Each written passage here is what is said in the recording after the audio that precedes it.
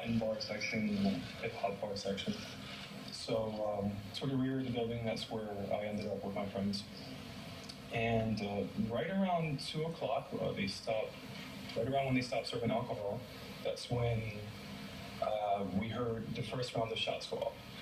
So immediately, my friend and I fell to the ground to take cover. My initial thoughts were maybe there was an altercation, it was personal, so stay to the ground until it's over. But then we heard additional rounds going on. So at that point, my friend and I ran to the bathroom in the rear. There was a bathroom on the left and the right. The bathroom on the left had a large handicap stall, which we knew about, so we ran in there. And when we arrived, there were already people hiding in the handicap stall. So we continued to hear gunfire. We dropped to the ground in the handicap stall. I hid as best as I could underneath the sink. There wasn't much protection there, but I felt it was better than nothing. My friend Jeff was in front of me. There were a couple of other people surrounding us, but I believe overall, maybe about 15 to 20 people, if I'm recalling correctly, in that handicap stall, just hiding. So we just continued to hear gunfire, and I just remember thinking, when is it going to stop? Because if it was personal, usually that shouldn't last too long. So I just kept hearing gunfire over and over and over again, and they kept getting louder, closer, and I can actually start to smell, I don't know, I guess it's gunpowder, I'm not sure. It kind of smells like when firecrackers go off. So everyone in the stall where we were we were all trying to just be as quiet as possible. We didn't want to attract attention, but the gunfire kept getting closer and closer. And at one point, everyone's just like, shh, be quiet, be quiet. And that's when bullets start going through the stall wall towards us. So I can't recall exactly how many bullets, but it sounded like he unloaded essentially. And I was hit with my left foot, my right knee. I thought I was shot the third time, but it ended up being a raise. My friend who was with me was hit as well, and his injuries were worse than mine.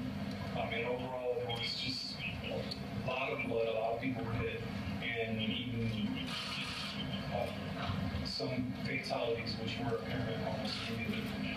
So everyone's just, panicking. After the shot stopped, the gunman used to go to the bathroom that was adjacent to us in here, work at fire on the street. At that point, we were just trying to be as quiet as possible because we didn't want to attract him back to us. So we just laying down, trying to assess the situation. I dialed 911 a few times, tried explaining to the operator what was occurring, what was going on, while continuing to hear gunfire.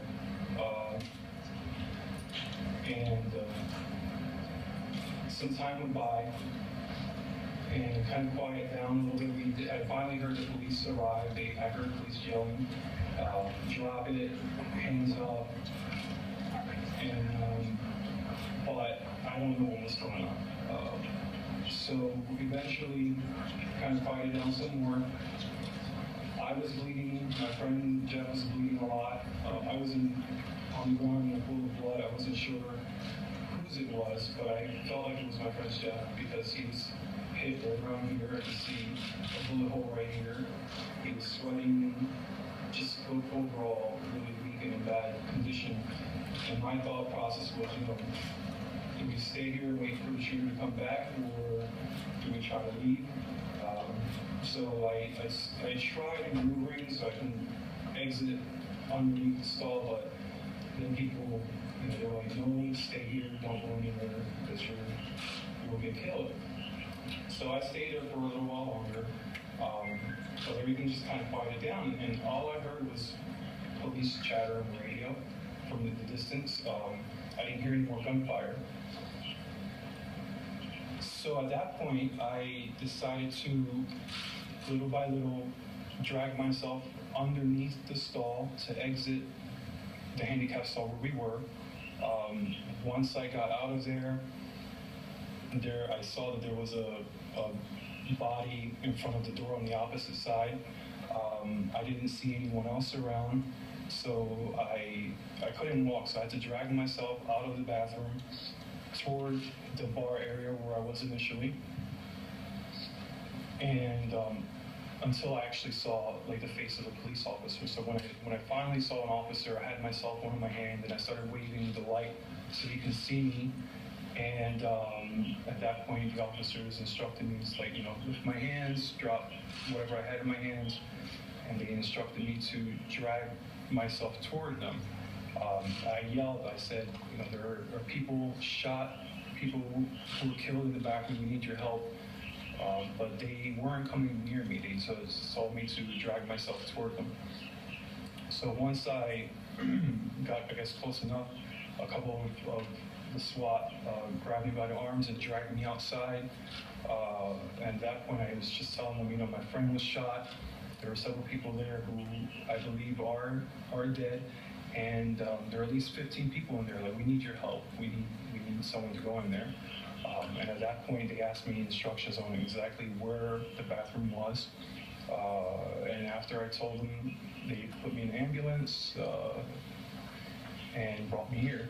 So after that, I didn't really know what else occurred. I never saw the face of the shooter. I didn't know if it was a male or female. I didn't even hear the shooter speak. So it wasn't until I actually saw on the television what the shooter actually looked like.